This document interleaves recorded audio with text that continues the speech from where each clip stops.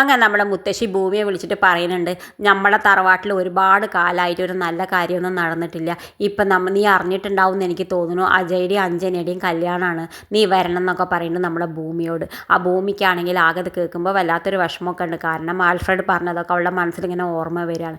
എന്തായാലും ഭൂമി വരാമെന്ന് പറഞ്ഞിട്ട് ഫോൺ കട്ടാക്കുന്നുണ്ട്. പിന്നെ കാണിക്കേണ്ടത് എന്തായാലും നമ്മുടെ ഭൂമി അവളുടെ അമ്മയെ കാണാൻ പോകുന്നുണ്ട് ജയിലിൻ്റെ ഉള്ളിലേക്ക്. കുറേ ദിവസമായിട്ട് അവളുടെ അമ്മയെ കണ്ടിട്ടില്ലല്ലോ, അത് വിചാരിച്ചിട്ട് പോകുന്നുണ്ട്.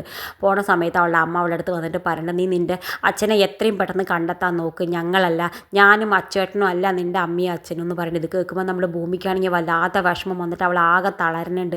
അവൾ ഇത്രയും കാലം അവൾ അമ്മയും അച്ഛനാന്ന് വിചാരിച്ചു, അവൾ അമ്മയും അച്ഛനല്ല എന്ന് വിചാരിക്കുമ്പോൾ ആകെ അവൾക്ക് എന്താ ചെയ്യേണ്ടതെന്ന് അറിയാതെ എന്തായാലും വിഷമിച്ചിട്ട് പോകുന്നു. റോട്ടിൽ കൂടെ പോകുമ്പോഴൊക്കെ വല്ലാത്ത വിഷമം. എന്തായാലും കുറേ നേരം ഇരുന്ന് ആലോചിച്ചിട്ട് അവൾ തീരുമാനം എടുക്കേണ്ട, അവളുടെ അമ്മ എത്രയും പെട്ടെന്ന് ജയിലിൻ്റെ ഉള്ളിൽ നിന്ന് പുറത്ത് കൊണ്ടുവരണം. കാരണം അവളുടെ അമ്മ ജയിലിൻ്റെ ഉള്ളിൽ ഇരുന്ന് മാനസികമായിട്ട് ആകെ തളർന്നെന്ന് തോന്നുന്നു.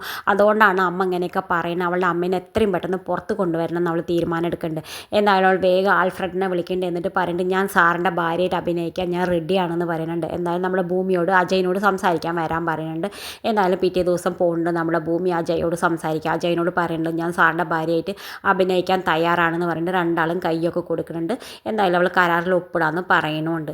പിന്നെ കാണിക്കേണ്ടത് എന്തായാലും നമ്മുടെ അജയ് വീട്ടുകാരോട് പറയുന്നുണ്ട്, ഞാൻ അഞ്ജനേനെ ഒരിക്കലും കല്യാണം കഴിക്കില്ല, എനിക്ക് അവളെ കല്യാണം കഴിക്കാൻ ഇഷ്ടമല്ല എന്നൊക്കെ പറഞ്ഞിട്ട് അവൻ വേഗം മോതിരമൊക്കെ ഊരിയിട്ട് താഴെ വയ്ക്കാൻ നോക്കുന്നുണ്ട്. ആ സമയത്ത് നമ്മുടെ അജയുടെ അച്ഛൻ ഒരുപാട് അവനെ അടിക്കാനൊക്കെ നോക്കുന്നുണ്ട്. അച്ഛനോട് പറയുന്നുണ്ട്, അച്ഛൻ എന്തെല്ലാം ചെയ്താലും ശരി, ഞാൻ ഒരിക്കലും ഈ കല്യാണത്തിന് വഴങ്ങില്ല എന്നൊക്കെ പറയുന്നുണ്ട്. ആ സമയത്ത് നമ്മുടെ മുത്തശ്ശിയൊക്കെ ആകെ വിഷമിച്ച് നിൽക്കുന്നുണ്ട്. എന്നിട്ട് നമ്മുടെ അജയ് മുത്തശ്ശിയോട് പോയി പറയുന്നുണ്ട്, മുത്തശ്ശി ഒന്ന് എന്നെ മനസ്സിലാക്കണം, മുത്തശ്ശിക്ക് എന്നോട് ഒരിത്തിരി സ്നേഹം ഉണ്ടെങ്കിൽ മുത്തശ്ശി ഈ കല്യാണത്തിൽ നിന്നൊന്ന് പിന്മാറണം എന്ന് പറയുന്നുണ്ട്. എന്തായാലും നമ്മുടെ അജയ് മോതിരമൊക്കെ ഊരി വെച്ചിട്ട് ഇറങ്ങിപ്പോണ സമയത്ത് നമ്മുടെ മുത്തശ്ശി പറയുന്നുണ്ട്, ഞാൻ ഈ വീട്ടിൽ ഒരിക്കലും നിൽക്കില്ല എന്ന് പറഞ്ഞിട്ട് മുത്തശ്ശിയും വേഗം പുറപ്പെട്ടിട്ട് ബാഗൊക്കെ എടുത്തിട്ട് മുത്തശ്ശി ഇറങ്ങി പോകാൻ നിൽക്കുന്നുണ്ട്. എന്തായാലും നമ്മുടെ മുത്തശ്ശി ഈ കല്യാണം നടത്തി തരുന്നുള്ള ഉറപ്പിലാണ് നമ്മുടെ അഞ്ജനയും ഭവാനിയും. അവർ രണ്ടാളും ഈ കല്യാണം എങ്ങനെയെങ്കിലും നടക്കുമെന്ന് വിചാരിച്ചിട്ട് ഇതൊരു ആഘോഷമായിട്ട് രണ്ടാളും ഇരുന്നിട്ട് സുഖമായിട്ട് ഇരുന്നിട്ട് മദ്യപിക്കുന്നുണ്ട്.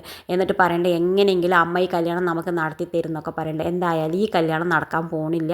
കല്യാണം നടക്കുന്നത് നമ്മുടെ അജയുടെയും ഭൂമിയുടെയും ആയിരിക്കും. ഇത് കാണിച്ചുകൊണ്ടാണ് ഇന്നത്തെ പ്രൊമോ അവസാനിക്കുന്നത്. ഇതുപോലുള്ള പ്രൊമോ വിശേഷങ്ങൾ നിങ്ങളുടെ മുന്നിൽ എളുപ്പത്തിലെത്താൻ ഈ ചാനൽ ഒന്ന് സബ്സ്ക്രൈബ് ചെയ്യാൻ മറക്കരുത്.